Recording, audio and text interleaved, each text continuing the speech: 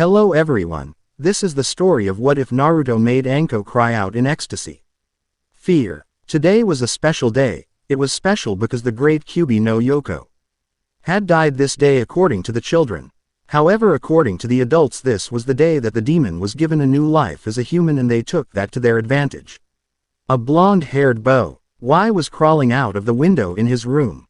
He didn't use the door. For some reason today was the day the adults would come. He was afraid of this day, but he didn't have to be right. This was the day that the Kyuubi died, right? So why did he have to get hurt? Why did people always chase after him? Stab him, kick him, beat him, spit on him, call him demon, telling him that he should have died. None of it made sense. It never made sense to him. He was only 5. 2 years when he went to the festival, the people there had hit him. He remembered as though it was yesterday. Flashback. 3-year-old Naruto was walking through Konoha. The streets empty, and houses dark. What's going on? No one had told him anything. He walked through, then he heard some people laughing and cheering. He kept walking and came upon the whole village. Everybody was there. They were laughing and talking. He wondered why they were celebrating. There was a man nearby and he walked up to him and pulled his sleeve. The man paused and looked at him. What do you want, kid? I'm sorry, but did something happen? You don't know. Naruto shook his head. The man scratched his head. Well, today is the day that the 4th defeated Kyuubi. You know about the 4th, right? Then Naruto remembered about Kyuubi and the 4th Hokage. Oh, I remember, thanks. I should get going. The light caught Naruto's face and the man saw his whisker marks. Why you? The man took a step back and knocked into another man. Hey, watch it. The man who had been talking to Naruto then whispered something and the other man suddenly glared at Naruto. Then all of a sudden he felt the glares of other people. He looked at them all confused. He then took a step back. There was something bad about the way they were looking at him. Run was what came to mind, and that's what he did. He turned and ran. He was pursued by an angry crowd. After that day he learned to fear this day, and he would run. However, he didn't want to go through the torment anymore. He would run and keep on running until he vanished. He stumbled when he got out. He jumped down and landed on the ground. Then he did what knew he needed to do, and ran as the crowd pursued him. Sarutobi watched the young blonde crawl out his window, watched as he stumbled slightly, then begin to run. He saw the people running after him. He saw as they threw kunais and shurikens at the defenseless boy. He saw this through his crystal ball. He was able to stand it for 2 years, but enough was enough. He slammed his fist on his desk. There were several poofs and 5 Junin appeared: Kakashi, Ibiki, Kurenai, Guy, and, oh no. Why her? Kakashi mumbled. Shut up, you lazy pervert. Kakashi looked at the woman annoyed. I'm not lazy, Anko, I should really. Enough. Retrieve Naruto and bring him here. Or so help me, I will ban those blasted books you read from ever appearing on the book. He didn't finish because Kakashi had left with a look of murder on his eye. That's when their eyes become white. It's really creepy. Sarutobi sighed. Please bring him here, and try not to be threatening. Anko gave a groan but vanished with the others. Sarutobi sighed again, and prayed to Kam. That Naruto would be safe and his mind secure. Anko was disappointed. She wanted to scare the little kid out of his wits. It would be funny. She looked around as she soared through the air. The only thing she could see though was a silver-haired blur rushing through the city. She snorted. Blasted beep, if Sarutobi doesn't ban the blasted book then I'll burn them. With that she raced off. Ibiki was standing on the rooftop of a building with Kurenai and Guy next to him. Kakashi and Anko seem quiet-spirited, don't they? Ibiki said. Guy did his nice guy pose. That is because they burn with the spirit of youth. It flows through them like a water. Guy, shut up. Guy looked hurt but didn't speak again. That must be the boy, Ibiki said, pointing to a boy who was currently running into an alley. Guy looked at the boy, then he flinched. Who would do such a monstrosity? Kurenai turned to look at Guy, and she saw that he was angry, in fact very angry. Guy looks like he's going to snap. He never got this mad, not even when Kakashi beats him in his stupid games. She then walked next to Guy and looked at the boy and her stomach turned. Naruto tripped over something that hissed then ran off. He was tired and he couldn't think straight. Blood, pain, knives, shouts, burns. oaths, and hatred that was all that he could see and think of. He heard them. He kept on running but his legs ached and he fell. I can't give up. Gotta keep going. Go. Using all the strength he could muster he got to his feet and kept on going. Kakashi had finally found the boy and he was shocked to see all the bruises and cuts and burns on him. He watched him fall down, then get back as though he was driven to keep running. He was impressed. He just keeps on going, kinda like, but S thoughts were cut off when Anko appeared next to him. What a sorry sight. Kakashi glanced at her. She looked sad for some reason. He then turned his attention back to the boy. Should we help? He might get scared but yeah we should. Kakashi looked around and saw Guy, Kurenai, and Ibiki. Kurenai looked disgusted by what she saw. Ibiki, his face was shadowed. Guy, well. Guy looked like he wanted to kill someone. Kakashi understood Guy. Even though the kid had Kyuubi inside him, the boy himself was not Kyuubi. It wasn't his fault. He looked at Anko. Then he leapt into the air, and she followed suit. Naruto just stood there against the wall breathing heavily. Most of his wounds were already healing. He didn't know why though. He always had better healing than most kids. But then that's what the adults had used to their advantage. He listened. He couldn't hear anybody. He began to walk when 3 figures landed in front of him. He froze. Then he turned around but there were 2 figures there. He then heard them. There he is. Nice work. He saw some men and women heading towards them from both directions. He looked around desperate for an escape of some form but he couldn't see one. The crowd were nearly upon the boy when one of the figures thrusted his leg forward then snapped it back landing a powerful blow on a man's stomach. The man flew into another causing a line of them to fall down like bowling pins. How dare you attack someone so young and innocent, the figure said. He was infuriated. Never in his life had Guy seen such hatred and malice towards one person. And because of something that happened 5 years ago. The boy was young, innocent, and there was something special about him. He could feel the flames of youth surround this boy like a hurricane. However that hurricane was now dimming to a light breeze. The boy was afraid. He could see it in his eyes. Guy turned to look at the crowd. How could you attack someone who has no evil intention to you and did no evil either? They glared at Guy. That little monster killed our families and destroyed our homes. It deserves to die. So, a 5-year-old boy killed your family and destroyed your house. Is that what you are saying? A calm voice said. Everyone looked at Ibiki whose face was still shadowed. He then raised his head. Naruto could feel something radiating off the 5 surrounding him. It was the same thing that radiated off the crowd when they saw him. He was scared of them all. He didn't understand what were they talking about. He just closed his eyes and put his hands over his ears and began to mutter, "It's just a dream. It's just a dream, just a dream." He kept repeating this hoping to drown the words, however he still heard them. Then something hit his neck. Promise. His eyes snapped open. Something was wrong. He knew it. He quickly got up and looked at himself. He spotted his clothes on the counter and grabbed them and hurriedly put them on. He then saw what looked like a black hooded cloak. He snatched and raised the hood to hide his face. He then turned and opened the window. He stepped out and leapt onto the hospital roof. He looked out. He heard people screaming, yelling, cursing. He frowned. He then went through a series of seals. He paused at the last seal, Flying Thunder God technique, and vanished. Naruto fell to the side and as he fell time slowed. He saw a lot, water drops falling, dust floating, and he saw a shadow engulf him. He turned his head to see what was in his neck. It was a needle. He instinctively reached a hand out to break his fall but he felt someone catch him. Then time reverted back to normal speed. He looked at the arm that had caught him. He looked up at the man's face but the man was hooded. The man then tightened his grip on Naruto and stood up holding Naruto. He looked at them all. I'm disappointed. If I remember correctly I said that the boy should have been seen as a hero. It's amazing how ignorant some people can be. Ho! Lding the now limp boy ends his arms. He leapt into the sky. He then disappeared in a flash. Kakashi looked at the man. Well, it seems like he's awake. He then vanished using the body flicker technique. The others followed suit leaving the blank crowd. Then the rain started to pour down, and the villagers scattered. Kakashi sat on a building with the rain pouring down on him. Guy stood on his right, Kurenai sat on his left. Ibiki stood behind him and Anko sat below him.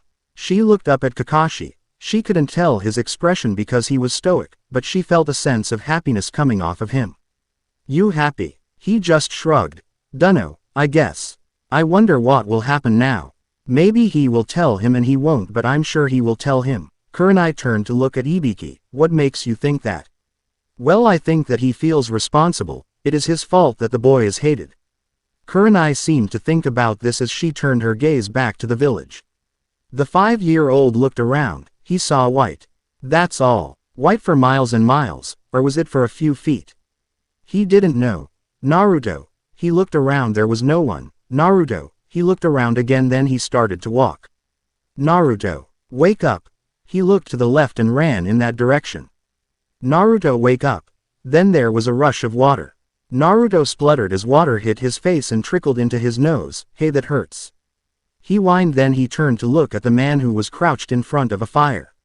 Naruto sat up. He looked around. They seemed to be in an inn or a hut of some sort, but Naruto couldn't tell. Then he looked at the man. Thank you for saving me, I think. The man lowered his hood and looked at Naruto. Hey. I know you're the fourth.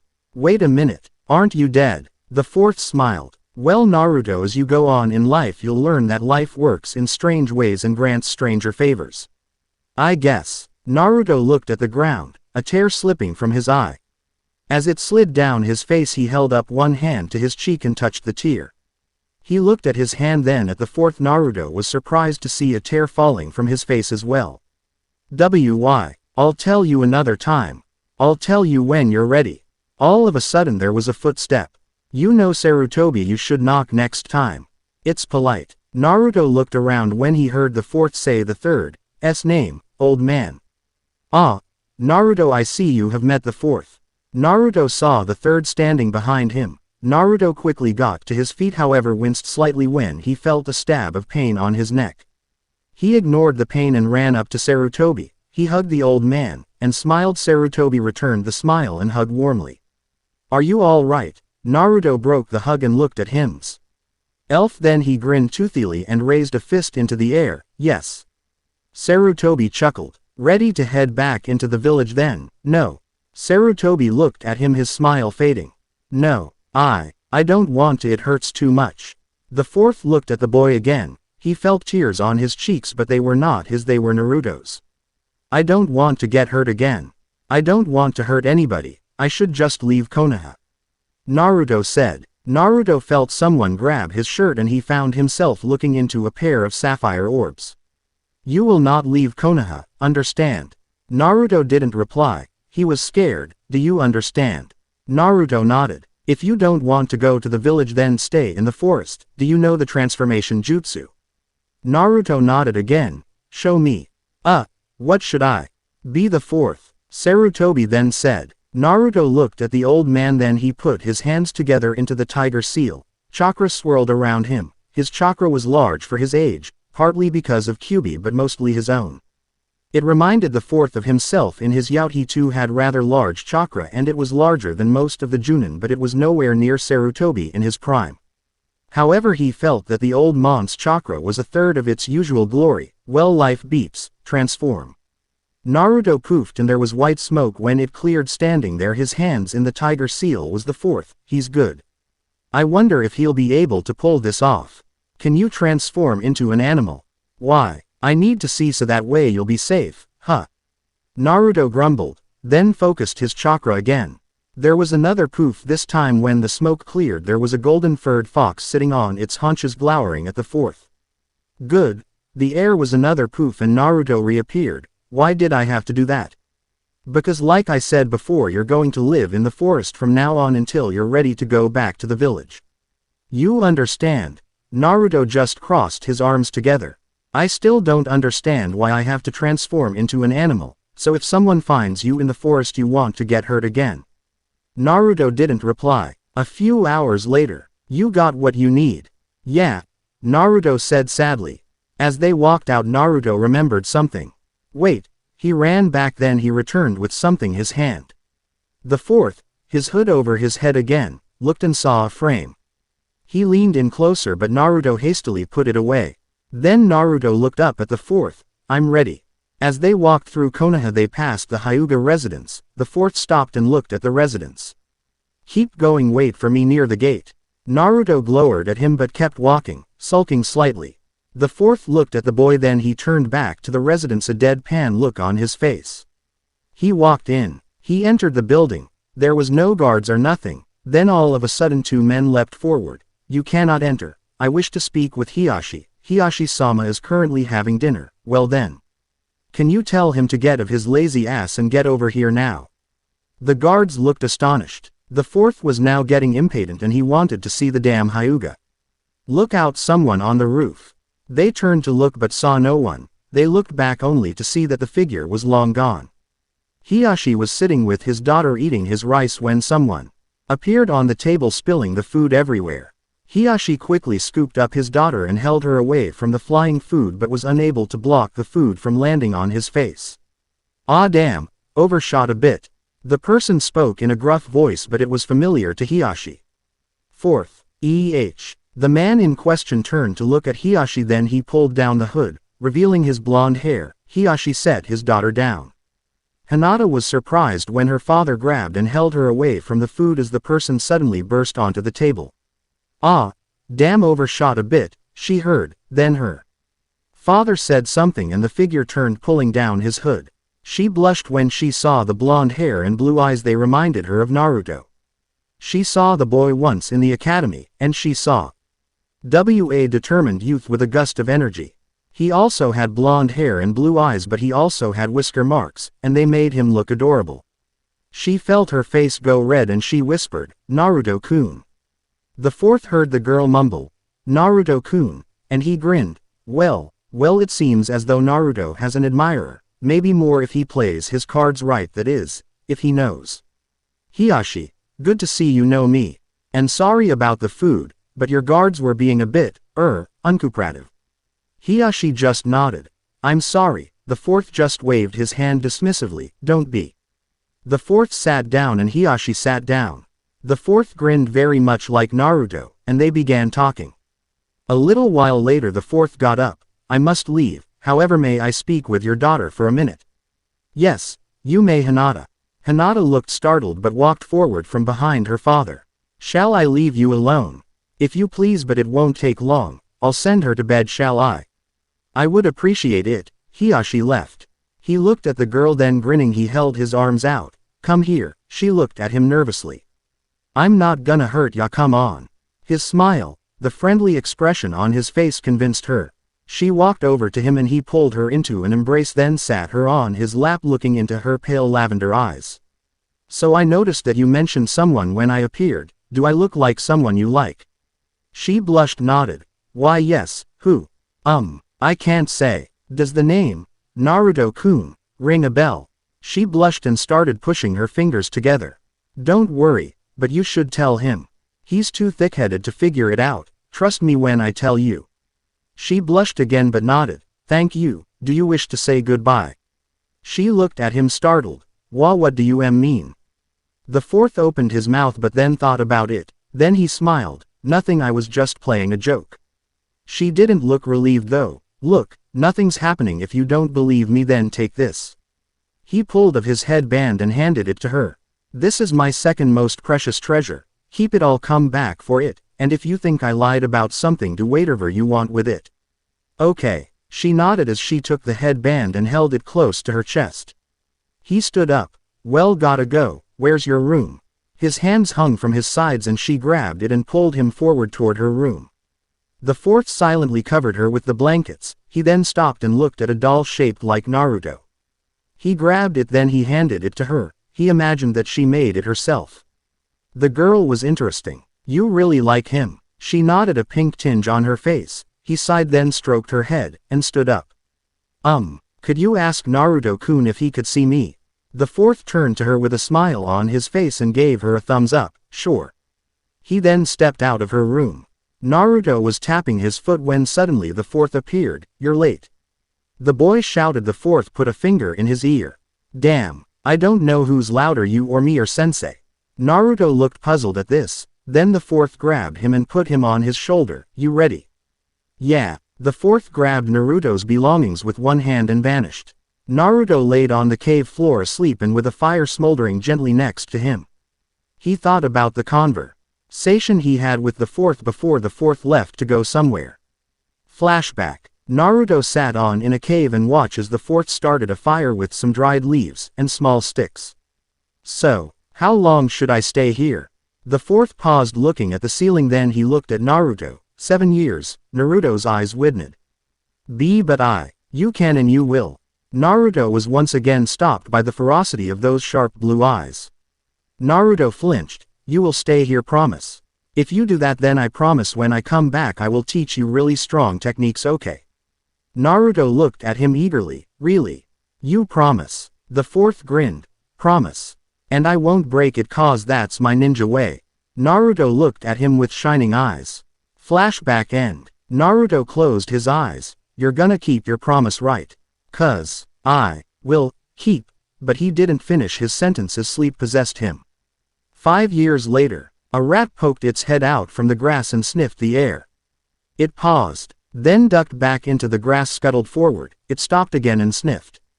It was closer now. The smell of meat, dead meat. It scuttled along, pausing every now and then to make sure no danger was coming. Moving when it was safe. After 15 minutes its fur bristled. It raised its head and saw a bone with a red liquid dripping off it, blood. The rat scuttled forward, rushing towards the dead animal, then, bam! A fur-covered hand slammed down on the small creature from the shadows. It then shifted its hand so it grabbed the rat by its tail. It then raised the squirming creature to a pair of blood-red slitted eyes. Then a gleaming white mouth appeared which separated and the rat was raised higher. It squealed crazily and struggled harder, but it was no use and it fell into the blackness as the teeth clamped shut on its tail, severing it. As the tail fell, the creature stepped forward into the light. The first thing one would notice was the long blonde hair that dragged onto the floor. The second thing would be the golden fur covering its forearms, hands, feet, and the back of the legs. Also the golden tail might have been a giveaway too, maybe the 2 long ears on the side of its head. Its eyes were blood red and slitted, and it had 3 whisker marks on each cheek. It looked as though it had been working out quite a bit, for one could see smooth muscles on its skin, the 6-packed abs. It was wearing a pair of shorts that were ripped horribly and seemed to be the only form of clothing the boy was wearing. It looked at the tail, then at the dead deer laying on its side. It bit off some of the meat, then spat it out, and grabbing it with one hand it pulled the dead deer back to its lair. Konoha. Hokage office. Sarutobi sighed as he watched the blonde fox creature pull the deer out his sight. I wonder if he made the right choice. He leaned back, putting a hand over his eyes as he thought of the conversation he had with the fourth before the fourth left. Flashback. Sarutobi looked at the fourth, hesitating, then he held out the scroll. The fourth took the scroll and looked at it. His eyes narrowed, then he folded it again. Is this all? Sarutobi nodded sadly. This was all we were able to recover. The fourth sighed, then nodded. It's unfortunate, but there are other reasons why he is there, but now I think about, I wonder. Sarutobi raised an eyebrow. Nani? Naruto will be alone, so he will want someone to talk to. Could you do that for me? Or someone else? I don't really care as long as it's not Anko, and put a caution on Ibiki. I don't want Naruto to become murderous. He chuckled slightly. Sarutobi just stared at him, then nodded. Are you coming back? The fourth blinked, then smiled. Of course. I have to train Naruto for a while. What will you teach him? Dunno. He just said happily. You two are so similar that it's scary. The fourth stopped smiling, and looked down at the scroll again. He then performed some seals and vanished. Flashback end. Sarutobi sighed, then he stood up. He stretched, then walked out of his office, to see Naruto. Konoha Forest. Naruto's cave. Naruto set down the deer and looked at the fire that was now glowing. He grabbed the deer and opened its chest, its innards spilling out. He spotted the heart and tore it out. He looked at it then, and feral smile crossed his lips, and he bit into it, pulling slightly. As he pulled, blood dripped down his lips and onto his chest. He tore the strip that he was pulling and swallowed. It was refreshing and satisfying. He always ate the HEA RT first. It was his second favorite thing apart from ramen.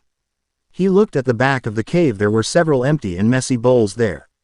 He looked at the bowls, his eyes turning from red to blue. Again they were brought to him by several people. People who didn't see him as a thing, demon, monster. Kakashi, the tall, silver-haired man who looked like a scarecrow with one eye. Asuma, a man who reminded him of someone else but he couldn't remember. Kurenai, a woman who was nicer than she looked. Guy, a bizarre man who was gentle but bizarre. He tried to remember others but he couldn't then. His memory of those people were fading. He closed his eyes to remember. Then one other person popped into his head, a person he knew was very precious to him. Iruka-sensei. He smiled as he said the name. The man knew what Naruto was and knew what the demon had done, but he didn't call Naruto a demon. He said that he was a person, and he respected Naruto as such. Naruto wondered why he was now forgetting all these people. They were friends, weren't they? You always remembered your friends. They visited him during the first year in the forest, however the visits became less frequent as the years passed. He grew sad when he remembered this. They wouldn't forget him, would they? He began to curl into a ball, his long blonde hair covering his near-naked body. It was then that he began to retreat into his mind as he curled into a tighter ball. Mindscape. Naruto sat there smiling at Iruka, Kakashi, Guy, Kurenai, and Asuma. They were smiling at him and looking down at him, Kakashi ruffling his hair, Asuma laughing. Kurenai smiling, Guy shouting about something and Iruka grinning at Naruto. He was happy his friends were there, however suddenly the air began to get cold. He looked around. Kakashi was walking away reading something. Asuma was also walking away with him, and so was Kurenai and Guy. Naruto got up and walked to them. Wait. They didn't listen. Wait. He watched as Hei walked into the darkness. He then ran after them. He then felt a hand on his shoulder. He turned to see not a face but eyes, eyes that he had seen many times. Eyes of hate, disgust, anger, and savage pleasure. Demon. He saw the knife. It came down and planted itself on his skull. Reality. Naruto jerked awake. He looked around and sprung to his feet. He looked around. There was no knife, no hate, nothing. Naruto. He spun around, claws raised, teeth bared, ready to strike. He looked at the man and sniffed the air. There was something familiar about him. He smelled of three things. First was the smell of tobacco. Second was the smell of monkeys, and third was the smell of age. Naruto lowered his clawed hand slightly. Sarutobi walked forward looking at the boy. My god, he's like an animal, but I have to try. Chance. Sarutobi examined the boy. As the boy approached slowly, he heard the boy sniff again. Sarutobi moved closer, making sure that his face came into the light. The boy froze when he saw his face. Then he pounced. Old man. He cried. Sarutobi fell back in surprise as the boy pounced on him with inhuman speed and strength. The boy's tail was waving in the air like a dog that had found its favorite toy again, and his face was pressed against the Sandame's neck. Naruto was sitting near the back of the cave wall slurping up his second bowl of ramen. Sarutobi was also eating some ramen, and he had to admit ramen tasted good when there was others to enjoy it. He looked to his right, where the scroll was currently lying. He had packed 15 ramen bowls into it. He looked at it sheepish. To think that a sealing technique was used as a transportation device, how embarrassing. He looked back at the hairy blonde, and smiled, as the boy reached for another bowl and started devouring that too. Naruto. The boy looked up. Ramen noodles trailing from his mouth. He slurped noodles, swallowing quickly. He beeped his head to one side, his eyes questioning. Sarutobi sighed. The put down his unfinished ramen bowl, and put his fingers together in a tent-like formation. He looked at the boy. I would like for you to come back to Konoha earlier than what the fourth originally planned. Naruto didn't respond, but his tail stood straight and it was much bushier than usual and his fur was standing on end slightly. Konoha. Return. Hate. Hate lives there. Hate breeds there, but I want to be with others. I want to live. I need to live. Why now though? Why is he forcing me? He then started to shake. No. He looked up to see the old man look at him pityingly. Naruto. If you wish to be accepted into the village again, you will have to start now. And start small. The boy's eyes were filled with fear, confusion, hope, and anger. Sarutobi smiled. If this will make you any happier. You will be staying with Iruka, while you stay in the village. How's that sound? The boy looked confused slightly. Iruka. Sarutobi's smile lessened slightly. Ah, I see now. Since he hasn't had any visitors in a long time, he has been forgetting them. This is his chance to rekindle old friendships, and new ones. Sarutobi stood up. Come now, I will set everything up. I suppose you still know the transformation jutsu. Naruto looked confused. Like this, Sarutobi went through a few seals, then he poofed. A monkey appeared where Sarutobi stood. Naruto blinked, then he leapt back hissing. His fur on end. Oi! It's me. Naruto blinked again, then he approached cautiously. Those signs the old man made were oddly familiar, though he tried hard to remember, he found he couldn't. Then the old man disappeared in a white cloud and there was something else there. The smoke cleared to reveal a monkey. Wait, monkey. Naruto leapt back hissing at the monkey. Naruto was surprised when he heard the monkey speak. After all, monkeys didn't speak, or did they? He approached cautiously, watching the monkey with wary eyes. When Naruto was 3 feet from the monkey, he stopped and sniffed. And was surprised to find that the monkey smelled just like the old man did. Old man. The monkey smiled then nodded. Naruto looked at him, then he saw the symbols again, in his head. And the shape of a fox appear in his head. He held up his clawed hands to his face. He then brought them together slowly, hesitantly, to make the first seal. He then put his hands to make the next seal and the last. Then he said, transform. And poof. The monkey watched as the boy made the seals. He smiled when the boy became a fox, a golden-furred fox. However, what might have been chilling was how close the fox resembled Kyubi. One just need to give him more tails, black markings on his eyes, make him larger, murderous, and blood-red fur. Bam! Instant Kyubi. But this was Naruto, not the demon of long ago. This was an innocent boy, made wild by time, the forest, and solitude. He returned to normal while Naruto stayed in his fox form. Looking up at Sarutobi, he opened his mouth but no sound came out. Naruto looked puzzled, then tried again. All that could be heard was a gurgling sound, then he shut his mouth. Naruto looked at his paws. They looked more like hands than paws, but Saint wouldn't pay attention to that detail, hopefully. Sarutobi sighed, then he walked forward and bent down to pick up the fox. Naruto was surprisingly light. He squirmed slightly, then he seemed to get into a comfortable position. He looked up at the sandame, with bright blue eyes, that were slightly creased vertically. He leaned forward and licked the sandame's cheek, before closing his eyes and nuzzling against the old man's chest before drifting off to sleep. Sarutobi smiled. Then he walked out of the cave with Naruto. He then looked into the sky, and said, maybe now, he has a chance, and vanished. Revenge. Iruka was looking out the window of his house watching the stars. He did this often when he was thinking about something or needed some time alone. Currently he was thinking about one thing, and one thing only, Naruto. What's happened to him? I hope he's not angry at me for not seeing him. The school has been hell, especially with Kiba, causing trouble. No, I'm just making excuses. His self-beating was stopped when there was a knock on his door. Just a minute.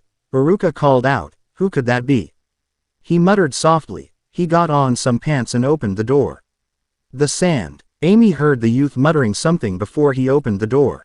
Oh, Hokage-sama, Iruka said, looking puzzled. Sarutobi smiled. Please, no formalities when we're alone. Iruka nodded, smiling slig. HTLY. Then he pointed to the black bundle in the sandame's arm. What's that? Not a body, I hope. He joked. The bundle shifted slightly. Iruka took a step back. What the? Iruka. Uzumaki Naruto. Sandame said, revealing the bundle to reveal the golden head of a fox. It yawned, shifted its head to look at Iruka with bright sapphire eyes. Then he did a double take. Wait, this is Naruto. But he's a human, not a fox. Sarutobi smiled. Then he looked at the fox. The fox was about the size of a normal fox, if not a bit slightly larger. Its face looked very familiar to Kyubi's one, and that was what gave Iruka a scare. It stared at him, then it started to squirm. Naruto looked at the scarred ninja. He looked familiar, then he remembered again. Iruka. He squirmed till the sandame led him onto the ground. Naruto shook off the bundles. and stumbled slightly, but ran to Iruka. He rubbed his head against the scarred nin's leg.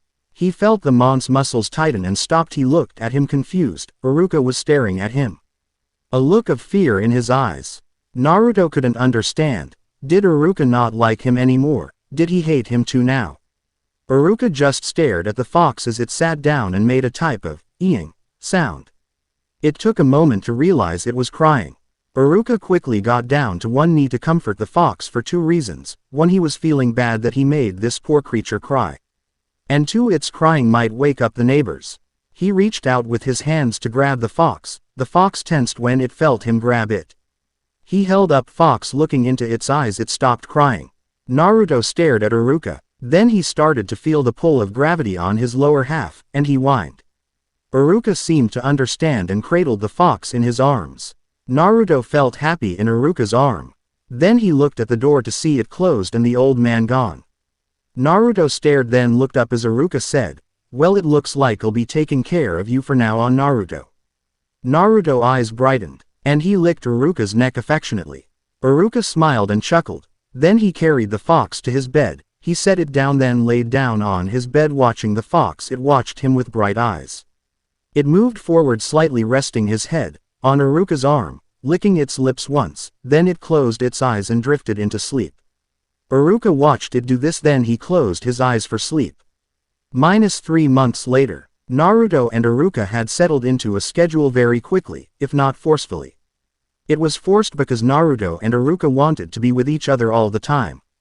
However, there were several problems. First, Naruto was still afraid of going outside in the streets of Konoha, because people might hurt him, not because they knew who he was, but because they had developed pretty much a natural hatred for foxes. Luckily, this did not precede with most of the youths. The second problem was that Iruka had to go to the academy in order to teach the class, and that was every day. The third problem was that sometimes a woman named Anko would come and try to scare Naruto. Why this was a problem I have no clue, but it is. Naruto was currently sitting on the windowsill in his fox form. Naruto had learned the henge jutsu again, and became so good at it he only needed to make a single hand sign in order to transform. He didn't even have to say the jutsu or focus really. Naruto had also been going into his mind a lot, but that didn't help much. He just sat there, then he saw someone walking in his direction. He squinted and saw the familiar shape of Iruka. Naruto instantly began scratching the glass like a dog or puppy would. Little did he know that wasn't really Iruka. Anko, currently Iruka, walked up to Iruka's house. She walked close to the window even though she couldn't see through the glass. She could hear the scratching on the window. She smirked to herself. All right, Foxy, payback time. Anko was gonna get revenge on the little fox for embarrassing her. Let's just say if you anger a fox by not giving what it wants, then you were gonna be in a world of pain and humiliation. In Anko's cause, it was being knocked out, then put into many embarrassing poses, and other things. You get the idea, right? Naruto gave a small yip and ran to the door, switching back to his preferred form, the half-human half-fox form, or anthro form for short. Naruto quickly reached up and opened the door to see a grinning Iruka looking down at him. However, this wasn't a normal Iruka grin.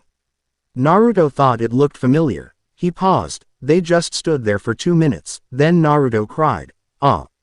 Evil snake whore!" Iruka suddenly popped to reveal a very angry Anko. A vein was pulsing on her hand and head, and she popped her knuckles menacingly. "Evil snake whore, Uzumaki, Naruto shall now die." She lunged at him, and he instinctively leapt back. She snarled and pulled out 2 shuriken. The boy stood still as the shuriken flew past him and hit the wall. And a battle between snake and fox now ensued. -4 hours later, Iruka hobbled back to his house. He was tired, angry, and dejected. He had a million things going through his head at once. However, there was one thing that echoed in his mind. Sleep. Now, Iruka smiled to himself slightly. As he neared the door to his house, he noticed it was ajar. Immediately, all trace of tiredness gone, as he pulled out a 2 kunai and pressed his back against the wall. It wasn't likely that the villagers knew. Only the third, Kakashi, Guy, Kurenai, and himself knew. Wait, no, Ibiki knew too, but that was only after he tortured Iruka and someone else. And he paled. He rushed inside the house. Iruka came to see the wallpaper was shredded in several places, there were broken plates on the floor. It pretty much looked like a mini tornado had burst through here and it continued. He walked to where a large trail of destruction led to the bedroom. He walked slowly, to not alert whoever was there. He paused when he heard muttering, then a slight skiok. He shuffled forward then looked around the corner to see Naruto in his anthro form curled against Anko who had an arm wrapped around the boy and was holding him tightly. He smiled slightly at the cuteness that radiated from it but he was annoyed because they were sleeping on his bed which looked as if it had escaped harm. Iruka then took it upon himself to snap a picture for photo negatives and blackmail especially against Anko. He continued snapping away until there was no more film. He smirked to himself and left, to do two things first, begin cleaning up his house. 2. To get the negatives developed, Kakashi would love to get a copy of these. Peace. Anko stood there alone. Hello. No one answered. She looked around. Then she heard a chuckle, one that filled her body with dread and made her feel as if she had been dipped in ice-cold water. She turned behind her to see a man with skin whiter than snow, purple markings near his eyes, however those eyes terrified her. The eyes that taunted her, that showed how weak she was, how insignificant, those golden, slitted eyes of a snake. Orochimaru-sama, she cried, however he laughed, pathetic child, you are useless to me. Curl up and die in a dark corner. He hissed his eyes flashing as he said this. Anko then saw a snake fly at her and sink its fang into her neck. Anko opened her eyes. ND quickly reached a free hand to her neck. No snake but quite a bit of sweat she scoffed at herself. Stupid Anko no snake. No Orochimaru. Just a dream. Yeah, she then noticed that her other hand was clutching something hairy. She looked closer, then leaned back. It seemed to be a mass of golden hair. Yeah, she pulled slightly and the hair gave a squeak of pain. Hair doesn't squeak, does it? Shish. He pulled again this time there was a growl and she felt something tightening around her waist. She looked to see a furry tail that was gold. Wait, gold hair, and tail, 1 + 1 makes 2, the QB kid. She looked around, and noticed that they were both lying on a bed. She must have fallen asleep after chasing him for so long she had to admit the kid's stamina was unreal. Suddenly she felt the tail tighten even more, and felt the boy shudder and press closer to her and uncomfortable heat crept up her face. She tried to find a way out but she found that she was stuck. However she stopped trying to find a way out when the boy began to shiver more. Anko never having children and probably never will be having children didn't know why but felt something take over her. She instantly put a hand on his head, and stroked it soothingly like a mother would to a distressed child. Naruto just sat there looking lost and confused, he didn't know where he was, then he saw something. A cage, the cage looked familiar but he didn't know from where. Demon brat die, you're not welcome here, you should have been dead a long time ago. Why do you even exist? The voices, they were back again, how he hated them. Their jeering, their cruelty, their lust for his despair. He wanted to just curl into a ball to block out the noise but when he did that they got louder, and they got even louder. Then he felt something, a warmth, a feeling. As the feeling came the voices were pushed back. Naruto slowly uncurled from his ball, and looked around. Then he felt something pulling back into the world of the living. When Naruto awoke the first thing he felt was someone holding him upright, and stroking his head. He enjoyed, and his tail twitched pleasurably, and he gave a deep throaty purr. He looked up to see Iruka. However he saw purple hair, and a face that smiled at him, with affection however he would not know what affection was so he could not describe it as that. He would describe it as relief. Anko-san. He suddenly felt something pressed on his forehead, it was wet but it felt nice. When the feeling was gone he passed a hand through the spot where he felt. He then felt her hand on top of his. He instinctively withdrew his hand afraid of what she might do. But he felt his worry vanish when she stroked his head again. You know you both look really cute, someone said, Naru. To looked up when he heard the voice it was familiar, he saw the hooded figure looking at them. Anko immediately stopped petting Naruto and scooted back. Naruto's ears flattened at the lack of attention. But he still looked at the hooded figure. He sniffed then his tail rose in the air as recognition and joy filled his body. He pounced on the man. His eyes observed the gate, that shut him off from the one place he wanted to be, Konoha. Home, and his responsibility. He smiled to himself, then he frowned, and he looked at the letter that he received 3 months ago. He didn't object to the old man's choice. He was the professor, after all. Also it made sense. The boy had to get accustomed to the village sooner, and it would not be a good idea to do it when he was 12. He walked toward the gates, and was met by the guards. Halt. What's your business here? The first one spoke. He smiled under his hood. I need to see the Hokage. Urgent business, the hooded man spoke. Very well. You may pass, the second guard said. Thank you, the hooded man said. He walked forward, then he vanished into thin air. He reappeared in front of a house. He looked at it. It fitted the description in the letter perfectly. Small tinted windows, single smokestack. The residence of Iruka Umino, and Naruto Uzumaki, the hooded figure said. Well, let me see what has happened to the one I cursed. Fourth mumbled and walked towards the house. The fourth laughed and ruffled the boy's long and messy hair, as the boy nuzzled his neck affectionately. He looked at the purple-haired woman who looked embarrassed. You must be Anko. She nodded. He frowned. Come here. He sat up as he said this, his hand outstretched with his finger gesturing to come closer. Naruto stopped nuzzling his neck and sat there on his haunches. She hesitated but obliged. When she sat next to him, Naruto smiled, and laid his head on her lap. She immediately stroked it. He purred slightly, then closed his eyes. The fourth observed this behavior with curiosity. How long have you known Naruto-san?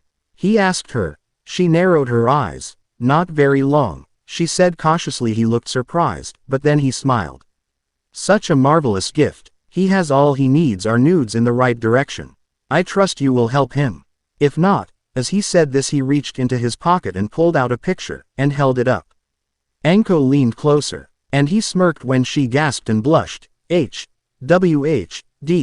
Why? She spluttered. He looked at her, his eyes narrowing and the smirk vanishing. I need for him to be happy. I want him to be happy. I want him to love and be loved in return. I want him to have a family. Will you give him that? He leaned forward as he said this. Anko had stopped stroking Naruto's head as the fourth said this. Anko was confused. She didn't know what to think. She looked down at the sleeping form in her lap. She felt happy being with him, happier than she ever been with a person her entire life. He also made her feel like she was wanted, needed for a reason. She knew what she was going to do and looked at the Yondomi. Yes, I will make Naruto-kun the happiest person on the planet, guaranteed, but give me that photo if you wish to live.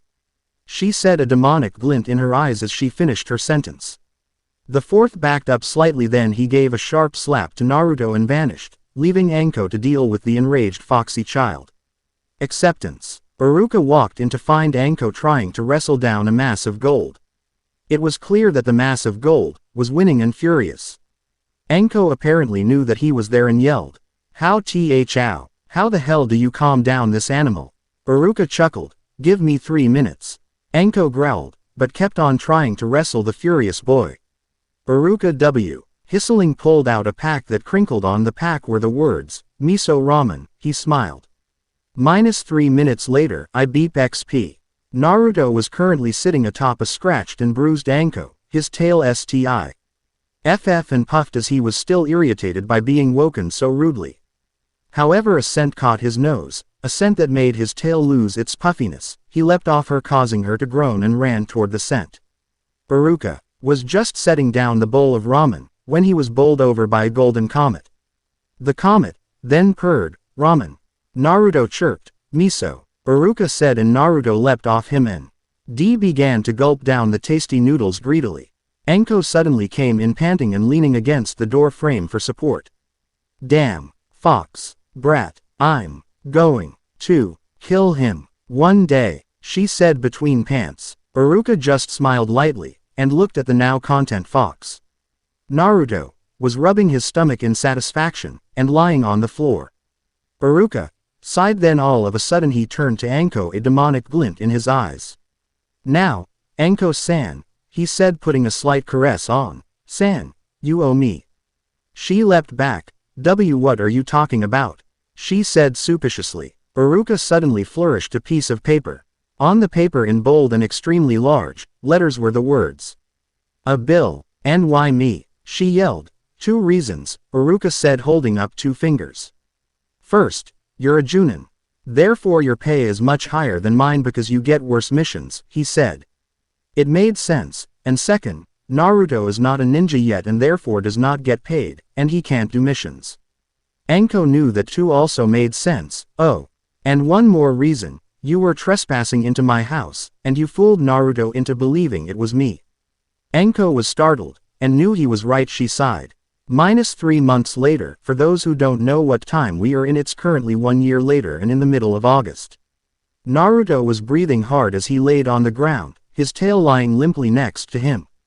Kakashi and Guy were standing above him panting. I didn't think I needed to use the Sharingan, Kakashi stated as he covered his scarred eye again. Mighty Guy was impressed, after 2 months of Iron Fist training.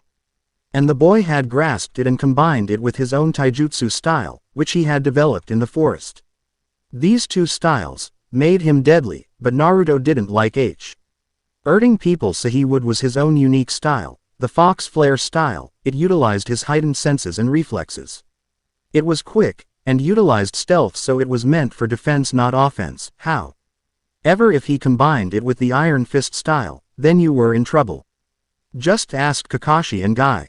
The Yondaime smiled as he saw the 3 figures. Kakashi, you're slipping. He cried. Kakashi turned. Sensei. No, he tried to say, but the 4th just waved his hand. Doesn't matter. I didn't expect you to win anyway, he said. This apparently insulted Guy. Yondaime-sama. How dare you? I have the power of youth. I did not lose to no mere student. The mere student suddenly growled and pushing up, and spinning around so that his feet swept Guy's feet only to not sweep Guy as Guy had jumped. So he ended up spinning on his back. Ha ha, I was holding back, he exclaimed. So you were, Yondaime said, and there was truth behind those words, for Guy, if ever he truly fought seriously, could defeat him, and he had on several occasions. However, that was not why he was here. Naruto, I need to speak to you about something. The boy looked at him quizzically, his fox ears twitched. The Yondaime looked at Kakashi and Guy and they nodded and leapt into the air, vanishing. The Yondaime sat down next to Naruto and rubbed the blonde's forehead. Naruto closed his eyes and purred. He wiggled his body till his head rested on the Yondaime's leg. The Yondaime sighed and looked into the sky. This was a big step and risk, but he had to take it. Naruto had to take it. Naruto, I want you to do something. For me, for you.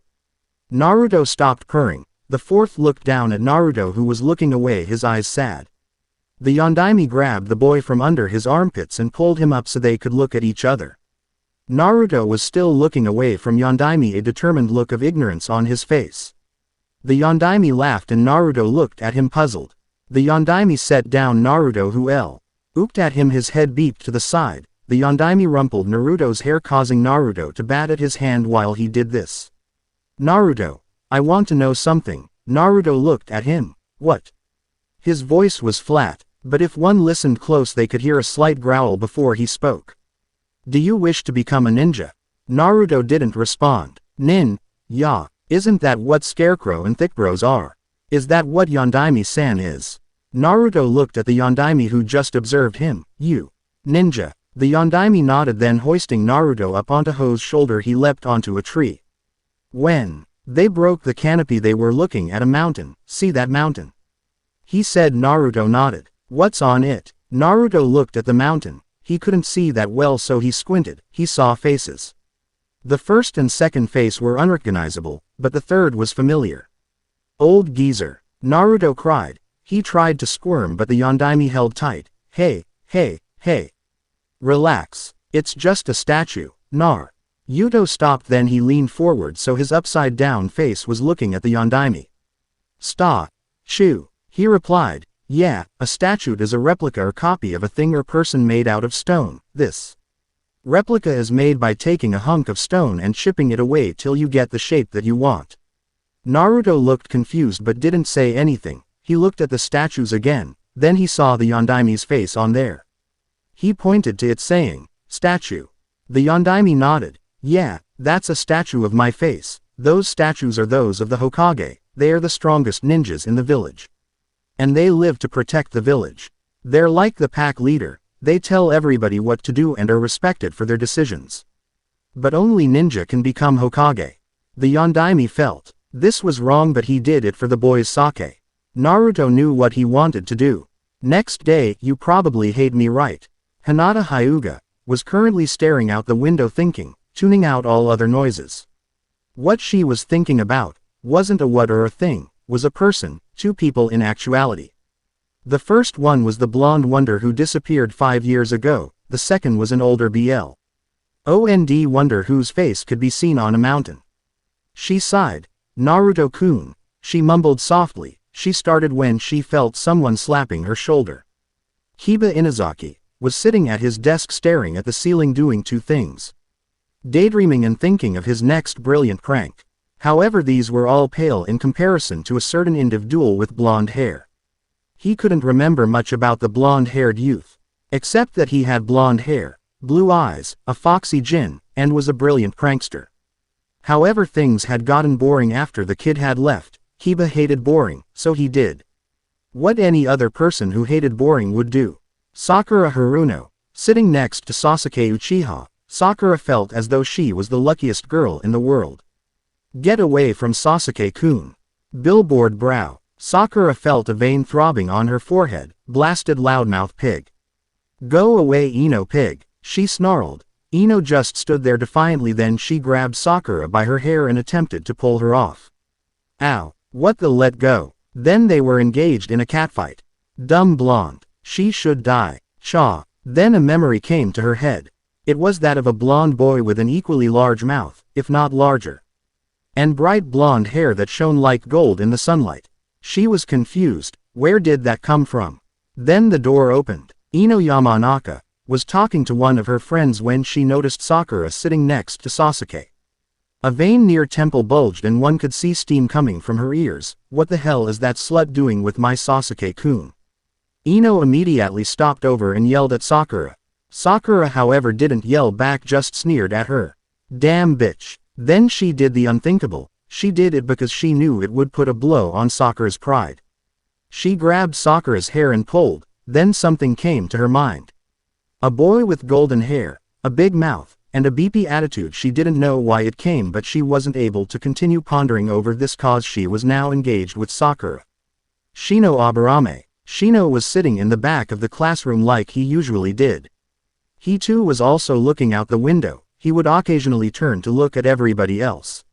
Sasuke was being moody. Kiba was thinking of a prank. Shikamaru was sleeping. Choji was making himself fatter. The harpies were fighting, and Hinata was also staring out the window. She was probably thinking of the boy named Naruto. Shino thought about the boy. He knew that Naruto was blonde, energetic, and determined.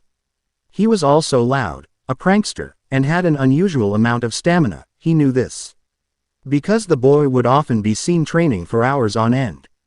But then he disappeared 5 years ago. Then a question appeared in his head, one he hated to ask. Why? The door then opened. Shikamaru Nara. Shikamaru was currently sleeping, dreaming about nothing but clouds like he always did. Then he heard shouting and was awoken from his dream. He saw Ino and Sakura going at it yet again. TCH, what a drag. He mumbled and leaned back again to sleep. But now he thought about this reminded him of a boy he met 5 years ago. He too was loud, but he was also nice to him, and nice to Choji. He tried to remember his name but couldn't.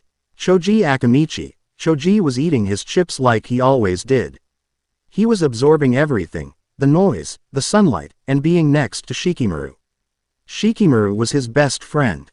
Despite his laziness, he was reliable and smart. Also, he didn't pick on him. Choji didn't like getting picked on. Everybody did except for Shikamaru. No, there was one other person. A blonde-haired kid, who was loud, energetic, and nice. Choji looked at Ino. She was nothing like that. True, she was blonde, energetic and loud, but not nice. Far from it. Also, Choji remembered that blonde kid was a guy. Choji looked at Shikamaru and saw that he was trying to nod off to sleep. He sighed, then he looked at Ino and Sakura fighting, then ducked as a chair flew at him. Sasuke Uchiha. Sasuke observed the two girls fighting, with dull amusement. It was funny how so many stupid people fought over him. He then turned his eyes toward the window. and saw the Hyuga girl looking out the window. He got up and stepped aside the two fighting wildcats. He distinctly heard mumble something. He managed to catch the words, "Kun," before she stopped. He stopped. Not another one. He turned. His hand unknowingly hitting her shoulder. She started and turned to him. "Sasuke-san." Sorry. Sasuke-san. Then who? However, the door opened and Iruka walked in with another person. Iruka Yumino looked at the hooded blonde next to him. Normally Naruto would wear a black shirt with a red spiral on it and shorts, but he had to wear a cloak over that because so many people knew and hated him. It was so strange that he would do that after talking to the fourth. Flashback. Iruka was busy making dinner for Naruto when he appeared in his anthro form on all fours. Another person walked in. "Oh, hello. Iruka stopped when he saw who it was. Fourth Hokage. Iruka was stunned. Here was the man who had sealed Kyuubi into Naruto, and he had just stepped into his home. Iruka felt something else in him, anger. Iruka clenched his fist. He put down what he was cooking, walked past Naruto, looked the fourth in the eye, then slugged him. Naruto cried out and the fourth fell back rubbing his bruised cheek. He looked at Iruka and said, "I guess I deserved that." Iruka nodded. Iruka noticed that someone was holding his hand. He looked to see Naruto, looking sad holding his hand. "Stop," he said. Iruka kneeled down and hugged Naruto, his hand going through Naruto's hair. "I'm sorry." Iruka whispered. Naruto nuzzled his head into Iruka's neck, then he pulled back. Naruto grinned. Iruka grinned back. "Ahem. Naruto, I think you wanted to say something." Iruka turned to see the fourth getting up and looking at them. Naruto nodded, and his grin faded to a light smile. "Iruka, I want to become ninja," he said. Iruka was shocked, but he smiled as well. "That's great, Naruto," he said. "Then I'll become Hokage, better than fourth San." Naruto cried, and Iruka smiled. "I know you will," he thought. "I know you will." Flashback finish. As Iruka walked to the door, he heard screaming and yelling and knew what had happened. He opened the door. He saw Sakura and Ino fighting. Sasuke standing next to Hinata, Shikamaru rubbing his head, Choji eating his chips and looking at Shikamaru, Shino looking at Kiba, and Kiba staring into the ceiling. He inhaled, and yelled one word, "Quiet." Everybody jumped and all activity stopped. Then they all jumped into their chairs. Iruka smiled, then he motioned for Naruto to come closer, who was standing at the doorway. Naruto inched forward. Iruka still beckoned him to come. Naruto stepped forward till he was next to Iruka. "Everybody, meet your new classmate." He pulled back Naruto's hood. "Uzumaki Naruto." Everyone froze. Some of the students were rubbing their eyes as if they couldn't believe what they were seeing. Kiba got out of his desk and walked over to Naruto. He looked him up and down. Naruto scooted back a bit, nervous. Kiba continued his inspection. Then he smiled. "So you're back, He held out his hand. Naruto looked at the hand, then at Kiba. "Come on," Kiba said. Naruto looked at the hand again and reached his out awkwardly. Kiba grabbed it and shook it. Naruto smiled slightly, and returned the shake. Iruka smiled, and turned. Maybe he will be accepted. Maybe he really will be Hokage. Today was a good day. For Naruto, that is. Graduate. Naruto had been taking the academy for a year now, and had progressed enormously. Also, Naruto had become more sociable but refused to go into public areas except the school. He was also still shy despite knowing everyone. He had reforged his bond with Shikamaru and Choji, started new ones with Kiba, Sasuke, and Shino, and had started to become friends with Iruka's friend Mizuki. Despite all of this, Naruto was still uncomfortable. He was happy that he was getting more friends, and that he was regaining a bit of his past. But he still wanted to be in the forest, hunting, killing, feeding. And free. It was hard not to just go wild in the classroom and not kill everybody. For the beast in his mind wanted their flesh and blood, to devour and drown in it. Naruto-kun. Naruto was broken out of his thinking by that soft voice. He looked up to see that pale-eyed girl from before. Naruto inhaled and was immediately aware of a sweet flowery scent, but of another scent as well. He couldn't describe the other one though. "You all right, Naruto-kun?" the girl asked again. Naruto shook his head slightly before replying. "Yeah, I'm fine." He looked so happy. But she could see through that. He was sad about something but he never said what. She never asked, but she wanted to, her heart quivered being near him. But she stood firm, and took the plunge and sat next to him. Why you look sad, why? She asked. He didn't respond, she looked at him waiting for his answer. It was uncomfortable, he then made it comfortable. I can't tell you, yet, he said, looking at the ground. She blinked. Then the bell rang and they had to go to class. Iruka looked at his checkboard, satisfied that everybody was there, except for 2. He heard running. He looked at his watch. They had 4 seconds. 3, 2, 1. Bosnia and Herzegovina convertible mark. Naruto and Hinata had come through the door panting. Iruka-sensei. Sorry that, Naruto began to say but stopped when he saw the throbbing vein on Iruka's temple. Naruto. Hinata. You're late, he yelled, blowing them back slightly with his powerful yell. We're sorry we lost track of time, Hinata said, blushing slightly. Iruka looked at her. That doesn't matter, you're still late. This means detention, you too, he said. Naruto bowed his head. No, it's my fault, he said. Iruka looked at Naruto. What? It's my fault Hinata is late, please don't punish her, the boy said. Iruka looked at Naruto then rubbed the back of his neck. I can't do that, Iruka began to say. Please. Naruto insisted, looking up at Iruka. Iruka was startled. Naruto was so insistent today. Why? He looked down then sighed. All right, Hinata, you're exempt from detentions, but Naruto, now you're gonna have to double detentions. Naruto just nodded, and headed up to his seat. Hinata bowed, saying sorry. Then heading to her seat, blushing. As soon as everything was in order, Iruka stood in front of everyone. All right, as you all know, tomorrow is the Genin exams.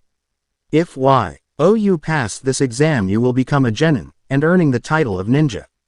Naruto shifted slightly. Today we'll be practicing the cloning jutsu, and the transformation jutsu. At this, Naruto's face fell. Gah, cloning is my worst technique, I'll never get it right. We'll start with cloning then transforming, Iruka continued. He sat on his desk, pulling out a clipboard and pen. First up, Sasuke Uchiha. Sasuke gave a grunt and got up and walked to the front of the class, hands in pocket. Whenever you're ready, Iruka said. Sasuke had made 3 clones, and so had everybody else. Naruto Uzumaki. Naruto twitched. He didn't want to go, but he had to. Gulping, he got up. What are you so nervous for? Ninja aren't nervous. If you focus, you'll get it right, he thought. When he got to the front, he was not nervous anymore. All right, focus, he thought as he put his hands together in a seal. Chakra swirled around. Then there was an explosion. When the smoke cleared, there was a clone.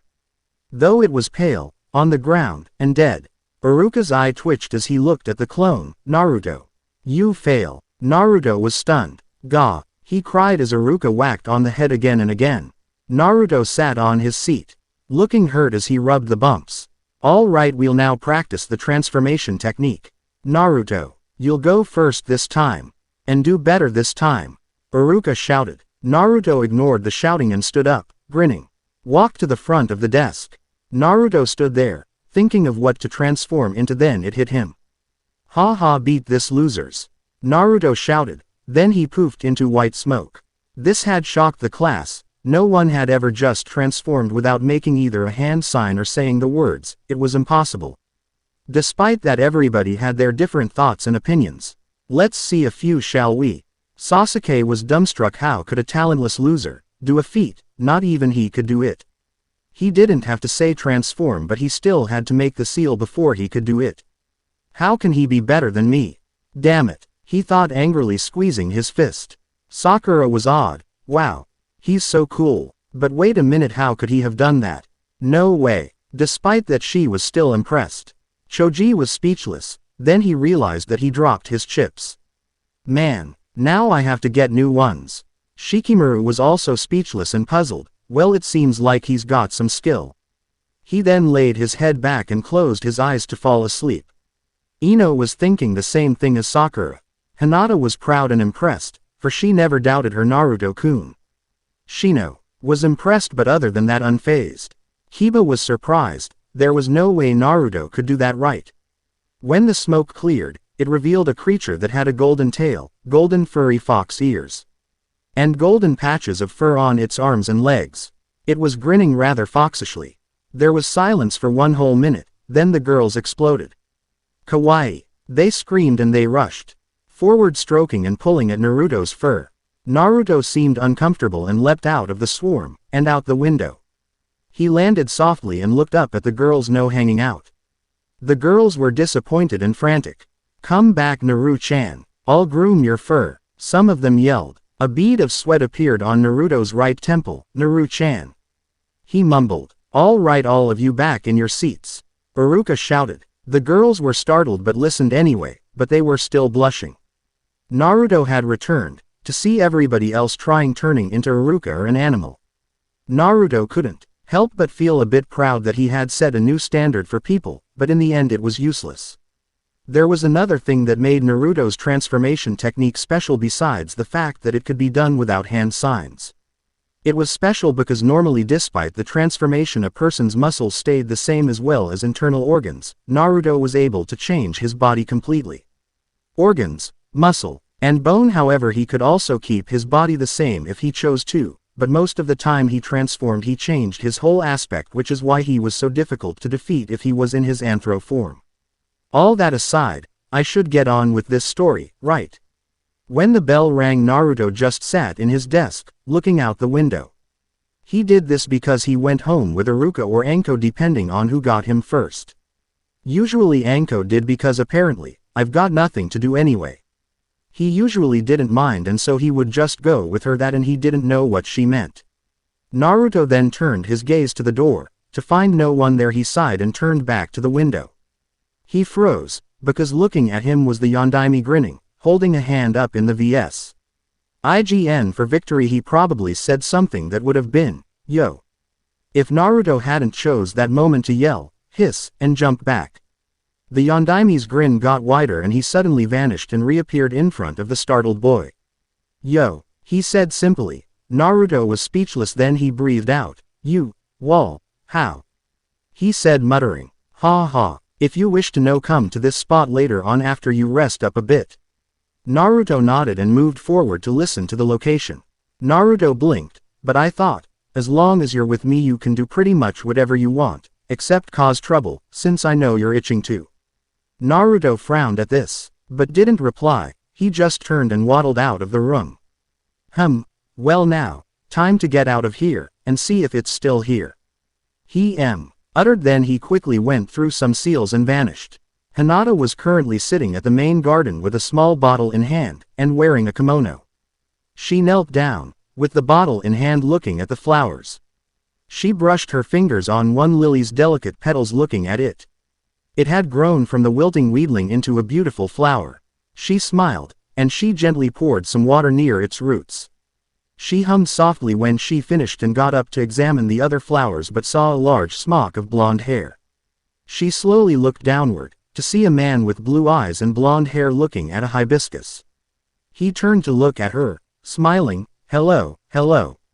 How have you been, Hinata? He said cheerfully. Hinata looked startled but smiled. Fine, Yondaime-sama. The Yonfame smiled. It's getting kinda annoying.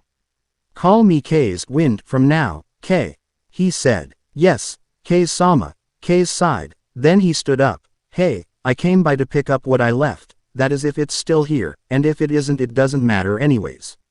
He said, grinning. Pick up something he left. Oh, Hinata nodded, smiling, and grabbing his hand lead him to her room. K's looked around to see the old room again. It looked the same as last time. However, he noticed a picture, featuring all the students in the academy standing outside.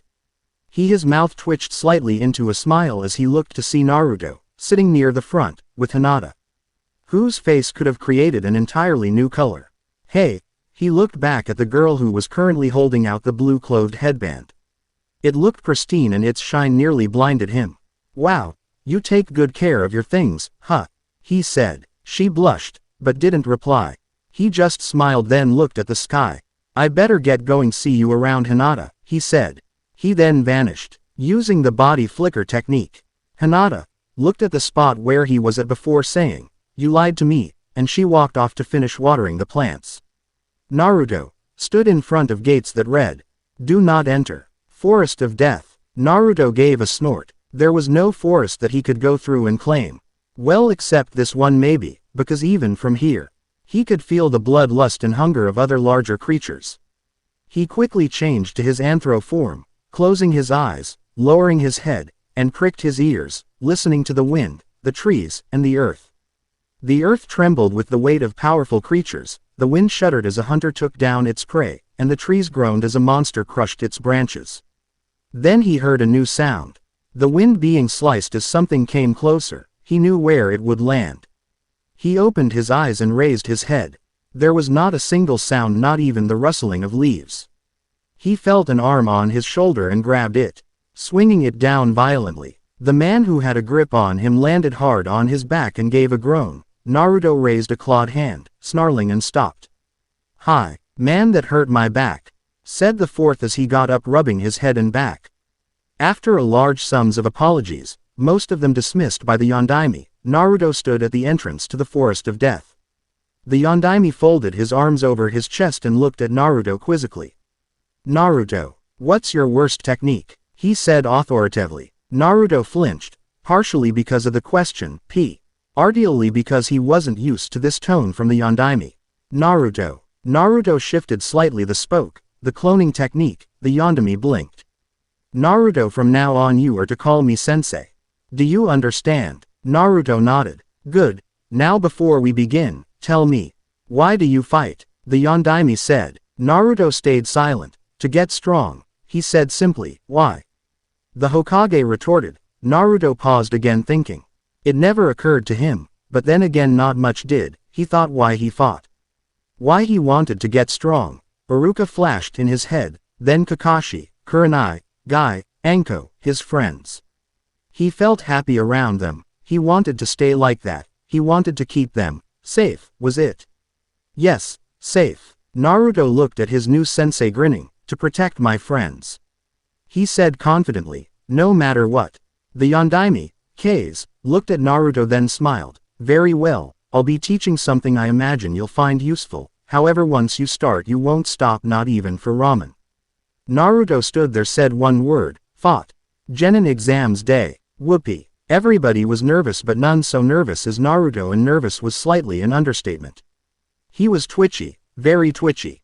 He didn't look at anybody, speak to anybody, or ask knowledge they were there. Well, that's what happens when exams come around. Graduation Part 2, C. The fourth Hokage sat there on top of his stone monument looking into the sun, then he closed his eyes thinking about his recent chat with the third Hokage, Sarutobi. Flashback. The Fort H stood in the middle of a clearing in the forest, panting, sweat pasting his body. Damn it, nowhere even near complete. He sighed. He knew that he was being watched by someone, or more accurately several someones. "You can come on out now, I know you're there," he said, sounding tired. Kakashi leapt from a branch, holding an orange book. The third walked forward from the bushes holding his pipe, and then Anko came, hands on her hips. "Sensei, you're still trying to," Kakashi began. "Of course. I got to get it done. Otherwise I will not be able to protect anybody. Who knows when the next giant demon comes," he said, then stopped. Sarutobi sighed. He turned, blowing out a puff of smoke, then said, "Come," and walked off into the bushes again.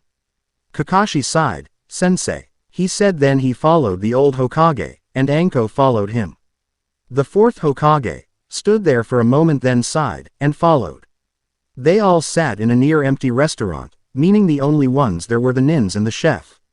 Owner, however, he was in the back washing the dishes. The fourth had a bowl of rice and curry, his second favorite food. The third had some tea with soup. Kakashi didn't have anything, and Anko had 6 sticks of dango. However, no one had touched the food, with the exception being the fourth, who had eaten most of the plate already.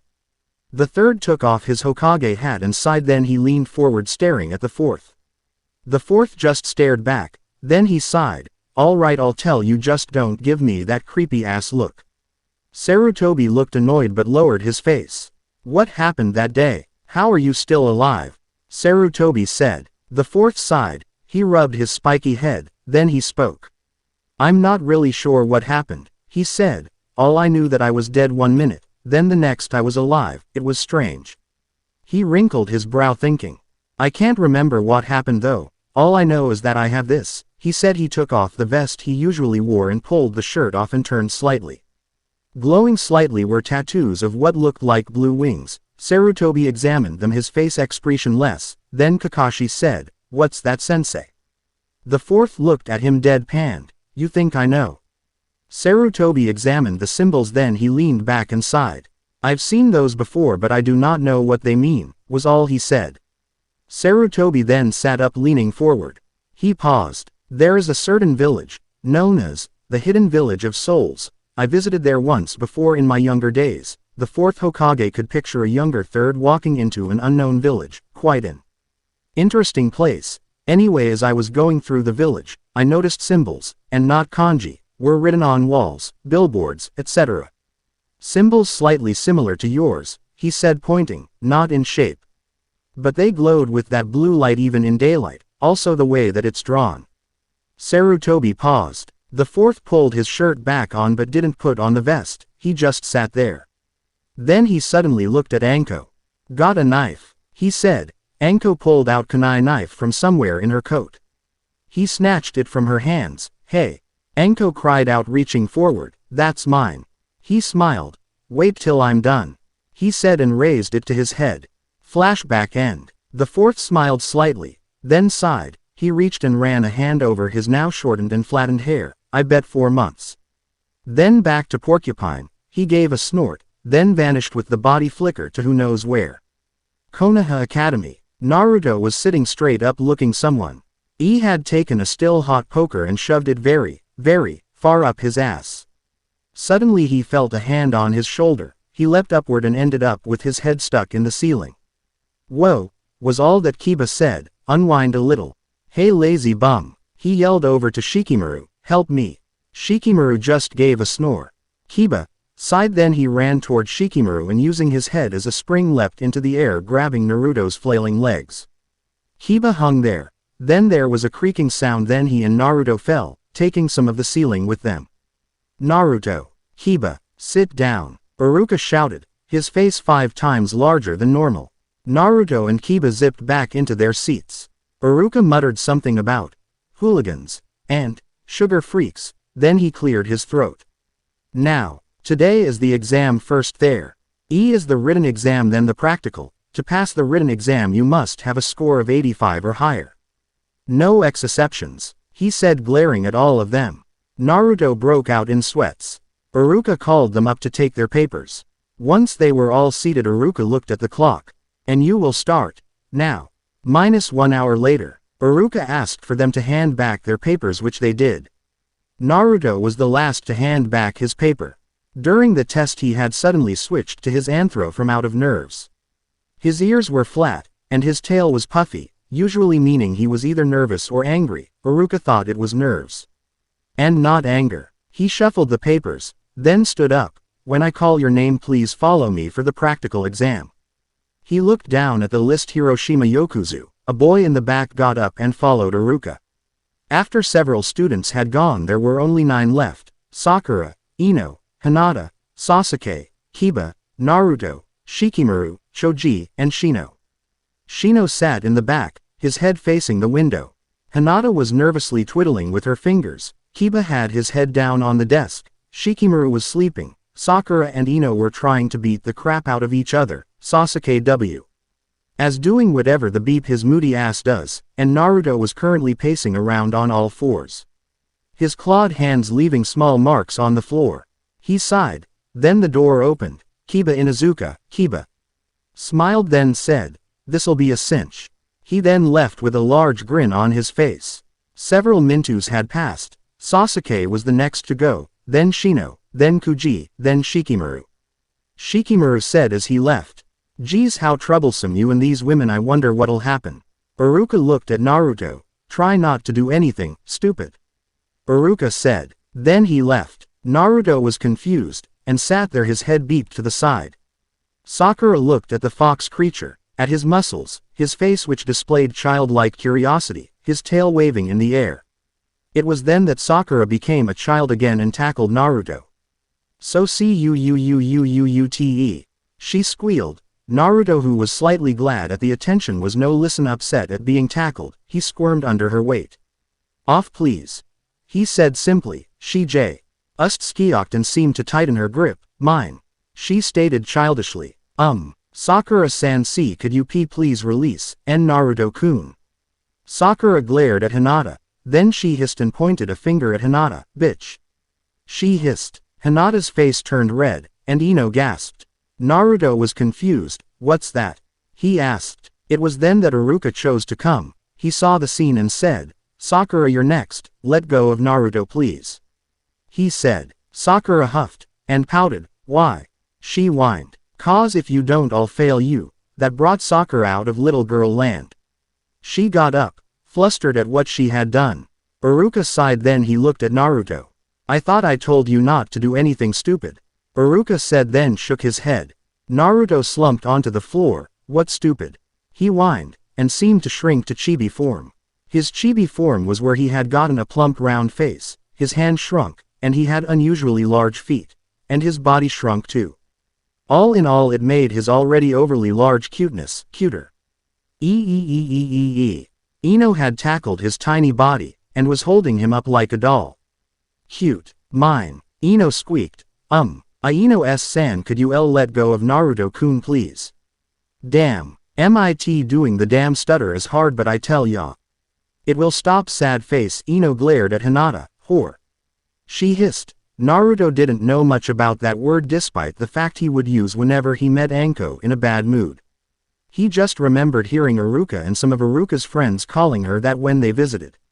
However, he knew that it wasn't a nice thing to say. Stop, he said softly. Ino looked at him confused. But why? Ino whined. Naruto instantly resized into his original form. It's not nice. That word was all he said. He lifted a hand up to his chest over his heart. It hurts here. Ino pouted slightly, not used to this philosophy the boy was implying. HMPH, you're boring, she said and turned away from him. Naruto just sat there confused, then he slumped onto the floor again. Ino, you're next, Iruka said. Ino got up and left. Naruto stared at the girl who didn't even want to look at him. He stood up and walked to her. When he was close to her he tapped her shoulder. She skioked and looked at him. He saw her face become red as a tomato. He then leaned closer and her face became, if it's even possible, redder. Does it hurt here? He asked, placing a hand over his heart again. She blinked, her crimson face becoming pale again. I don't know, she muttered. Naruto frowned, his anthro features vanishing. Hinata looked at him, at his long blonde hair that nearly touched the floor. His blue eyes which showed sadness, and something she couldn't describe. His whisker marks, his lips that she wanted to touch, to feel, to beep. Hinata. Iruka had arrived. It's your turn. He said. Hinata blushed, then she got up and rushed past Naruto saying, sorry. As she went past, Iruka looked at Naruto who shrugged. Iruka sighed and closed the door after Hinata went past him. Naruto was sitting there all alone. He went to the front of the now empty classroom, and curled into a ball. I should just rest for a little while, he mumbled as he closed his eyes. Rest. Yeah, rest, he mumbled as darkness took him into the sweet bliss and oblivion known as sleep. Mindscape. A 5-year-old boy sat on a swing. His eyes were blank and lifeless, devoid of life. Why do you cry? The voice that spoke was soft, but rough, cold, yet warm, all-knowing, yet questioning. It was this voice that had guided Naruto for 7 years, a voice that had silented after he came back. The boy turned his head to see what looked like a fox man standing on its hind legs looking down at him. The fox man in question had dark red fur covering his face and main body. His tail's, however, an even darker red. The fox man looked at the boy with his glowing red eyes. The boy looked at him. I'm not crying, he said flatly. Then I am speaking to a shell. The fox man said. He turned to instantly see another. This boy was the same as the one before, however this boy was crying. He sat there, his messy blonde hair stained with blood, dirt, spit, and tears. His hands stained with tears, his eyes red and puffy. This is truly who you are. Then where's the second shell? At that minute a teenager stepped forward from the darkness. He had a small smile on his face. The fox man's face split into a snarl. And what the hell are you so happy for? he growled. The boy smiled at him. He looked genuinely happy. Then he walked next to the crying and picked him. He beeped the crying one's head, whose cries had turned into sniffles and hiccups. Because I have friends. Because I have. Then everything became white. Reality. Naruto. Naruto opened his eyes to see Iruka looking down at him, then sun had nearly set. The exams. Naruto cried. Well, officially, they're over. Naruto's face dropped. However, Iruka said, I'm sure the third will make an exception. Naruto looked up at him, looking, as one might say, floored. Whump. Naruto had tackled Iruka and proceeded to nuzzle him. Iruka was currently dazed by the boy's suddenness. When he finally was aware of his surroundings, Iruka pushed Naruto off. Settle down. Now here's the test. You need to successfully create at least 1 or 2 clones. Naruto's face fell. He shuffled slightly. You don't want to do it. Iruka said. Naruto shook his head rapidly. All right, whenever you're ready, Iruka said as he stood up and dusted himself. Naruto stood there. He looked confident and eager. Naruto then stood, his legs shoulder-width apart, his feet planted firmly on the ground. He closed his eyes and put his hands into the ram sign. Chakra swirled around him. Then he cried, Shadow Clone Jutsu. The souls. The 4th Hokage stood in the middle of a road. Looking at a map, he looked up at the trail, then at the map, trail, map, trail, map. He see. Get. Then he scratched his head with his free hand. That's it, I'm lost, he said, collapsing on the floor, with his mouth hung open. I have no sense of direction, he moaned. Excuse me, a soft voice said. The 4th looked up to see a rather busty albeit young girl. The 4th quickly stood up and dusted himself, and looked at the girl. She had to have a bust rivaling that of Anko. And she looked to be no older than 13, she was slim, and had sea blue hair and violet eyes. Her outfit was unusually revealing, almost as if she wanted people to see her figure. My name's Nahati. Nahati Hyuga. He heard the name. Nahati. He thought about it. He realized what the name reminded him of. Now she did look a lot like she said, leaning forward. Nahati. What the hell are you doing?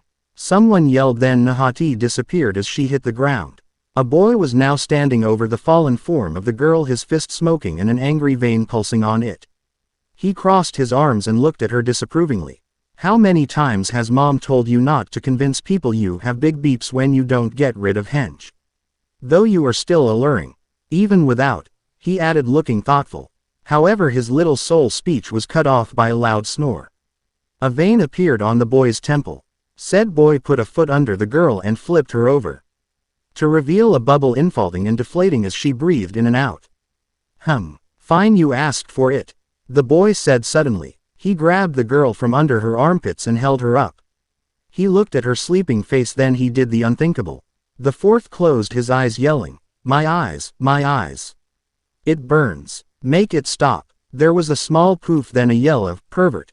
And the 4th found it was easier to look now. He opened his eyes to see Nahati in a less than attractive pair of clothing and a more reasonable body structure, and he understood why she had taken on the shape she had first taken. He was going to prevent the two from fighting when a woman appeared. The woman looked exactly like the girl in her henge, only larger and slightly fuller, yeah.